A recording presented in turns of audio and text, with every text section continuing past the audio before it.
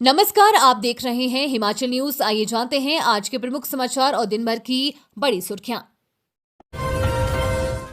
हिमाचल में बारिश ने मचाई तबाही, जनजीवन अस्त व्यस्त। जानिए अपडेट।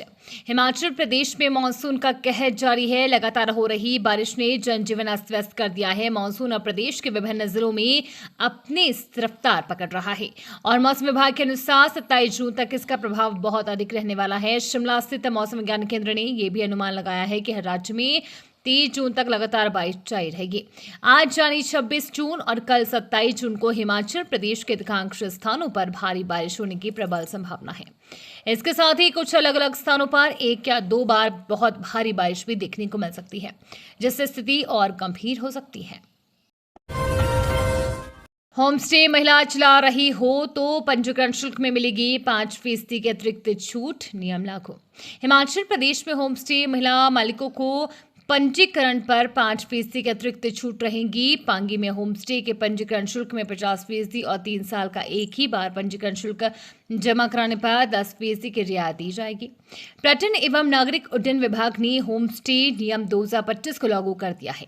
बुधवार को इसकी अधिसूचना जारी कर दी गई है। होम स्टे को 3 श्रेणी में बांटा गया है। इनमें सिल्वर, गोल्ड और डायमंड शामिल है। नगर निगम की परिधि में सिल्वर श्रेणी के होम स्टे का पंजीकरण शुल्क 8,000 रुपए, टीसीपी 5,000 और ग्राम पंचायत में 3,000 रुपए होगा।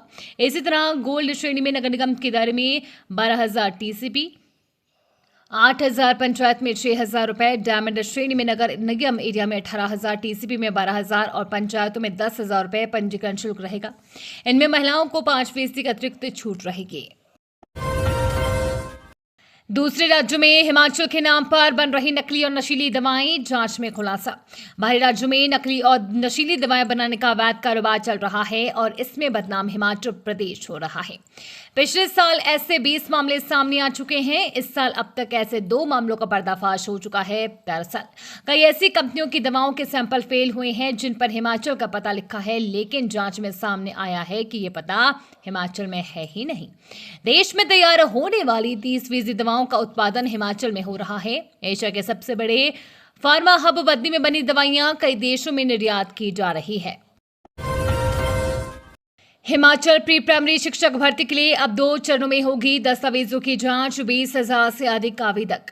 प्री प्राइमरी शिक्षक भर्ती के तहत 2 चरणों में अभ्यर्थियों के दस्तावेजों की जांच की जाएगी। पहले चरण में इंटरव्यू लेने वाली कंपनी डिप्लोमा सहित अन्य प्रमाण पत्रों को जांचेगी। दूसरे राउंड में शिक्षा विभाग अपने स्तर पर प्रमाण पत्रों सहित अन्य दस्तावेजों की जांच करेगा। साक्षात्कार के दौरान कुछ फर्जी दस्तावेजों और बिना मान्यता प्राप्त संस्थानों को डिप्लोमा मिलने की शिकायतें मिलने पर अब 2 स्तर पर जांच पड़ताल करने का फैसला लिया गया है। 6,297 पदों पर हो रही भर्ती को लेकर शिक्षा विभाग अंतिम निर्णय लेगा। बागवानी मंत्री बोले, बगीचे में सेब बेचा तभी टेलीस्कोपिक कार्टन में नहीं होगा भरान। सेब बगीचे में ही बेचा तो भी टेलीस्कोपिक कार्टन में भरान नहीं हो सकेंगे। हर सूरत में यूनिवर्सल कार्टन ही इस्तेमाल करना होगा। ये जानकारी देते हुए बागवानी मंत्री जगत सिंह नेगी ने कहा कि राज्य सरकार नियम तोड़ने वालों पर कानूनी कार्रवाई करेगी। हिमाचल प्रदेश में सेब सीजन शुरू होने वाला है। निचले क्षेत्रों का सेब मार्केट में पहुंचना शुरू हो गया है। 15 जुलाई के बाद सेब सीजन रफ्तार पकड़ेगा। राज्य सरकार गत वर्ष से हिमाचल प्रदेश में यूनिवर्सल कार्टन लागू कर चुकी है। प्रदेश की मंडियों में यूनिवर्सल कार्टन में ही सेब बेचना और खरीदना अवैध है, जबकि टेलीस्कोपिक कार्टन को अवैध घोषित कर बंद कर दिया गया है। मगर कई आढ़ती और व्यापारियों ने पिछले वर्ष भी सीधे बागवानों के बगीचों का रुख कर दिया। सेब के ठेके लेकर इसमें टेलीस्कोपिक कार्टन में सेब भरा और राज्य से बाहर ले गए। अब बागवानी मंत्री जगत सिंह नेगी ने सख्त रुख अपनाते हुए कहा है कि बगीचे में ही सेब की खरीद करना गलत नहीं है।